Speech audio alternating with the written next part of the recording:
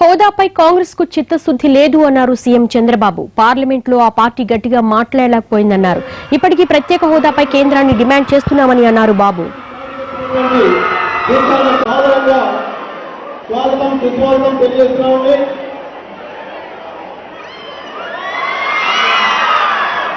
శ్రీ దేవినేని ఉమామహేశ్వరరావు గారు జలవనరుల శాఖ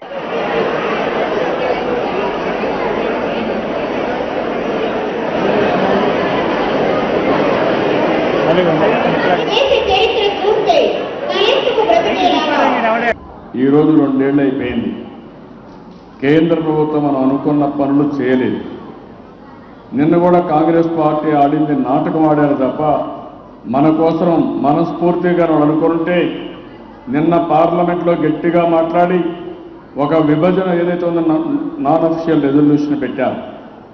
ఆ నాన్ అఫిషియల్ రెజల్యూషన్ కూడా మధ్యలో ఆపేసి వేరే దానిపైన చర్చ తీసుకొని చర్చలో కూడా ఏది పరిష్కారం కాకుండా వదిలిపెట్టారంటే కాంగ్రెస్ పార్టీకి చిత్తశుద్ధి లేదు. నేను 2 ఏళ్ళు తిరిగాను, ఎన్నోసార్లు వెళ్ళాను, ఎన్నోసార్లు రిక్వెస్ట్ చేశాను, అయినా కూడా సమస్య పరిష్కారం కావడం లేదు. నేను అందుకే నిన్న గట్టిగా చెప్పాను, ఎట్టి పరిస్థితిలో మాకు అన్యాయం జరిగింది, న్యాయం చేసే బాధ్యత కేంద్రం పైన ఉంది, చేయాలి, చేసి తీరాలని గట్టిగా డిమాండ్ చేశాను, చేస్తున్నానని చెప్పి కూడా నేను మీకు తెలియజేస్తున్నాను.